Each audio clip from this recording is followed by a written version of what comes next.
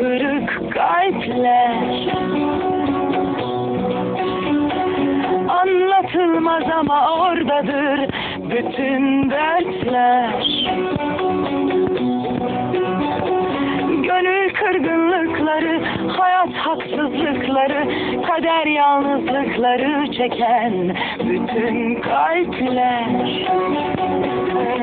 Gönül durgunlukları, hayat yorgunlukları, şehir yalnızlıkları çeken bütün kalpler.